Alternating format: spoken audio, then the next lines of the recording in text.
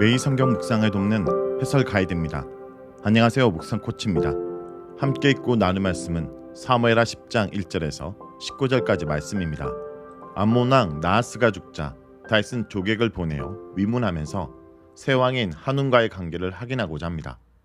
하지만 한운은 다윗을 모욕함으로 적대적인 관계로 변합니다.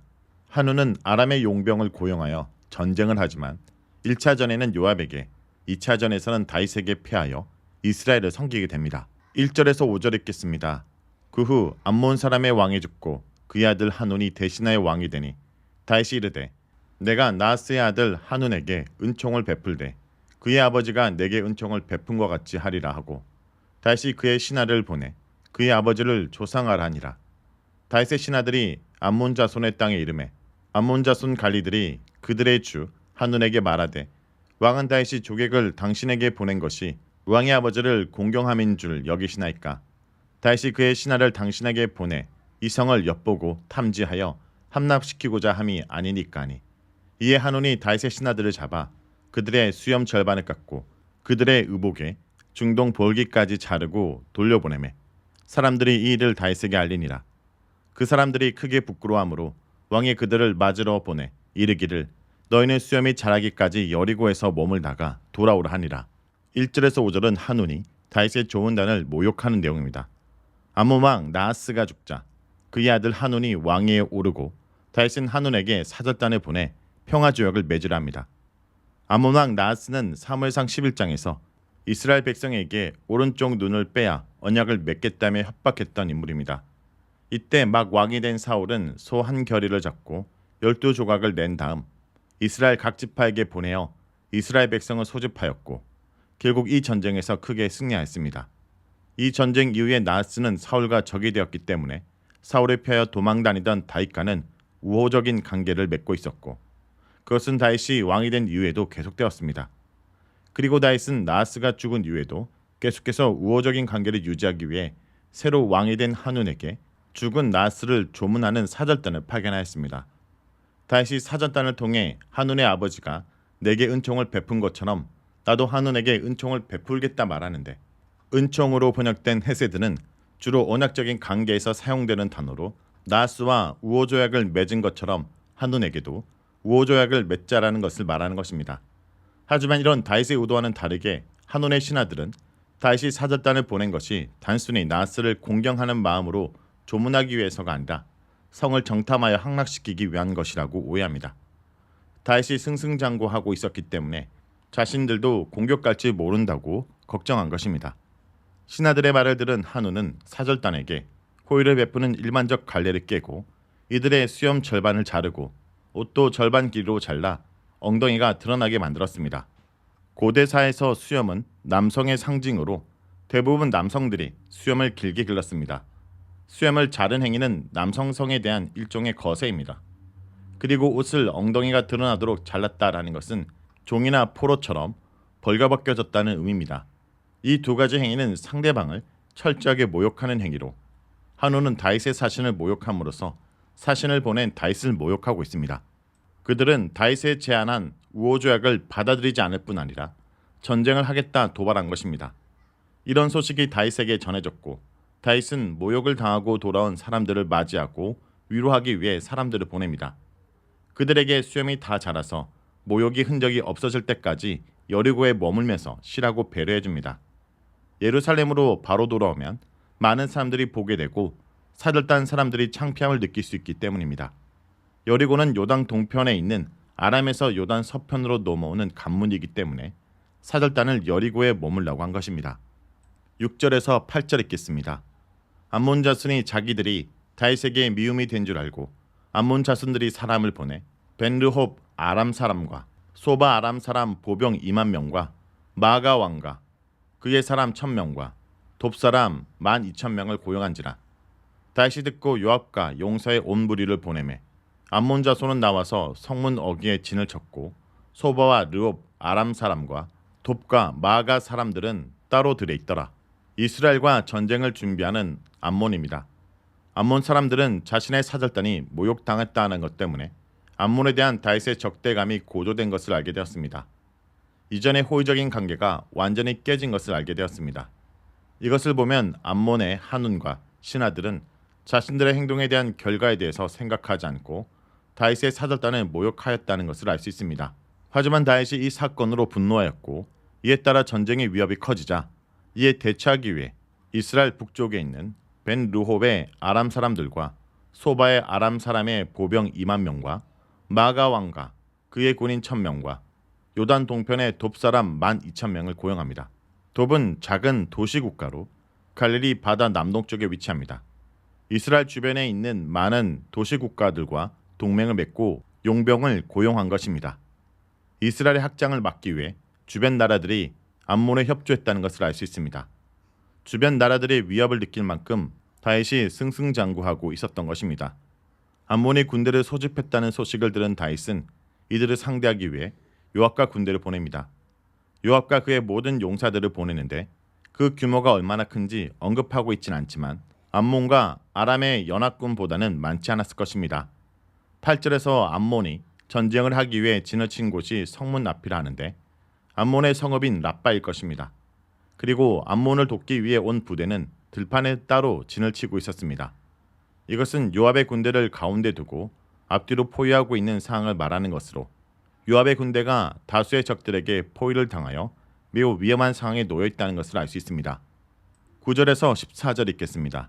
요압이 자기와 앞서 앞뒤에 진 적진을 보고 이스라엘 선발자 중에서 또 엄선하여 아람 사람과 싸우려 진치고 그 백성의 남은 자를 그 아우 아비새의 수하게에 맡겨 암몬 자손과 싸우려고 진치게 하고 이르되 만일 아람 사람이 나보다 강하면 내가 나를 돕고 암몬 자손이 너보다 강하면 내가 가서 너를 도우리라.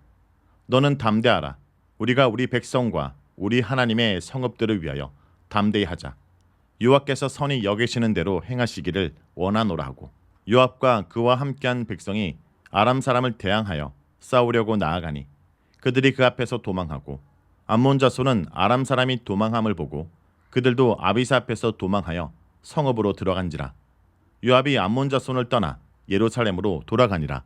9절에서 14절은 요압이 암몬과의 전쟁에서 이긴 내용입니다.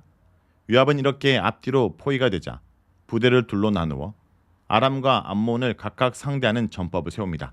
요압은 군사들 중에 최정예 군인들로 한 부대를 만들어 아람과 싸울 부대를 구성하고 나머지 군사들은 아비새에게 맡겨 암몬을 상대하게 하였습니다. 요압이 아람을 상대하기 위해 정예 부대를 만든 것을 보면 아람의 군대가 암몬의 군대보다 더 위협적이었던 것으로 보입니다. 그러면서 요압은 아비새에게 서로 분리하면 돕자고 약속하고 우리 하나님의 성읍과 백성들을 위해서 담대하자고 건면합니다. 여기서 하나님의 성읍은 이스라엘이 차지하고 있는 요단 동편 지역 성읍들을 의미한 것으로 보입니다. 요압은 하나님의 성읍을 지키기 위해 담대해야 한다고 말하며 여호와께서 자신이 원하는 대로 행하시기 기원합니다. 여기서 요압은 매우 신실한 모습을 보이는데 이런 모습은 다윗을 매우 닮은 모습입니다. 수적으로 열세인 상황에서 다윗처럼 여호와를 의지하고 있습니다. 요압과 그와 함께 있던 군대는 아람과 싸우기 위해서 다가갔고 아람 군대는 도망쳤습니다. 암몬 군대는 아람 군대가 도망가는 것을 보고 아비새 군대와 싸울 생각을 하지 않고 성 안으로 들어가 숨습니다. 이렇게 요압과 아비새는 아람과 암몬을 이기고 예루살렘으로 돌아옵니다. 본문에서 요압의 군대가 어떻게 싸웠는지 그리고 여호와께서 어떻게 개입하셨는지는 언급되고 있지 않지만 요압의 군대가 나갔고 아람 군대가 도망갔다라고 간략하게 언급한 것은 여호와께서 요압의 믿음에 응답하셨다는 것을 의미합니다. 비록 요압의 믿음이 일시적이고 한정적이었지만 하나님께서는 자신의 백성인 이스라엘을 구원하기 위해 요압의 이런 일시적인 믿음에도 반응하시고 전쟁에 개입하여 아람 군대를 물리치신 것입니다. 15절에서 19절 읽겠습니다. 아람 사람이 자기가 이스라엘 앞에서 패하였음을 보고 다 모임에 하다데셀이 사람을 보내 강 건너쪽에 있는 아람 사람을 불러내매 그들이 헬람에 이르니 하다데셀의 군사령관 소박이 그들을 거느린지라. 어떤 사람이 다윗에게 알림해 그가 온 이스라엘을 모으고 요단을 건너 헬람에 이르매 아람 사람들이 다윗을 향하여 진을 치고 더불어 싸우더니 아람 사람이 이스라엘 앞에서 도망한지라. 다윗이 아람 병거 700대와 마병 4만 명을 죽이고 또 그 군사령관 소박을 찜해 거기서 죽으니라. 하다데셀에게 속한 왕들이 자기가 이스라엘 앞에서 패함을 보고 이스라엘과 하친하고 섬기니 그러므로 아람 사람들이 두려워하여 다시는 암몬 자손을 돕지 아니하리라.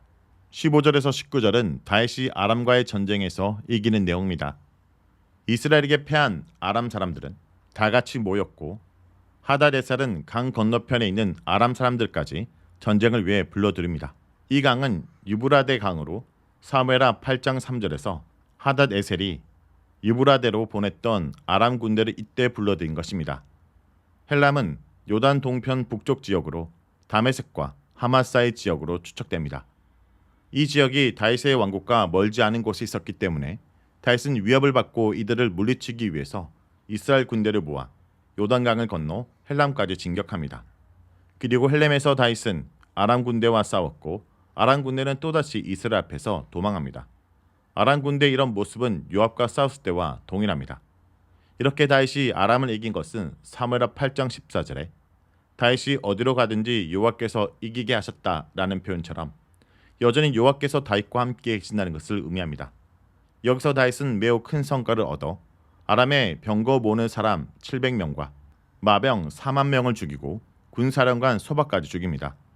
다윗이 이렇게 아람 군대에 치명타를 가하자 하닷에셀을 섬기던 도시의 왕들이 이스라엘에게 하친을 청하여 이스라엘을 종주국으로 섬기게 되었고 다시는 암몬 자손을 돕지 않았습니다. 그들은 다윗이 어디를 가든 여호와께서 함께 하시며 전쟁에서 이기게 하신다는 사실을 알게 되었고 다윗을 두려워하게 되었습니다. 다윗을 통해 주변 나라들은 여호와의 살아계심과 위대한 능력을 알게 된 것입니다. 지도자 한 사람의 올바른 신앙은 공동체를 강하게 만들며 공동체 사람들과 주변 사람들에게 하나님을 알리는 중요한 역할을 하게 됩니다. 자, 여기까지가 사무엘하 10장 1절에서 19절까지 말씀입니다. 오늘 말씀을 통해 우리는 무엇을 묵상하고 적용해야 할까요? 하나님 나라의 은총은 우리가 맺고 있는 모든 관계 속에서 반영되어야 됩니다. 9장에서 다윗은 국내적으로 사울의 집안에게 은총을 베풀었고 오늘 본문에서는 대외적으로 종주로서 봉신국인 암몬에게 은총을 베풀려고 조문단을 파견하고 있습니다. 사울 때부터 이어진 양국의 관계성을 사울 왕과 암몬 왕 나하스가 죽은 후에도 이어가려는 의도였습니다. 하지만 나하스의 아들 하눈과 특히 그의 신복들은 나하스의 죽음을 이스라엘과의 굴욕적인 관계를 청산할 발렌의 기회로 삼습니다. 그래서 다윗이 보낸 사절단의 수염과 옷을 잘라서 큰 수치를 안겨주었습니다. 왕의 대표들의 수치는 다윗 왕의 수치나 다름이 없었습니다. 은총을 배신으로 갚은 것입니다. 하지만 하나님은 이들과의 전쟁을 통해 하나님이 함께 하시는 이스라엘을 더 두려운 존재가 되게 하셨습니다. 다윗은 하나님의 은총을 그들과 맺고 있는 관계 속에 반영하라 했지만 오히려 한우는 그것을 받아들이지 않고 거부함으로 하나님의 은총과 먼 자들이 되고 맙니다. 성도 여러분, 오늘도 우리가 받은 그 은총을 나누는 자가 되기 원합니다. 그리고 그로 인해 하나님의 살아계심이 온전히 이 땅 가운데 드러나길 간절히 기도하길 바랍니다.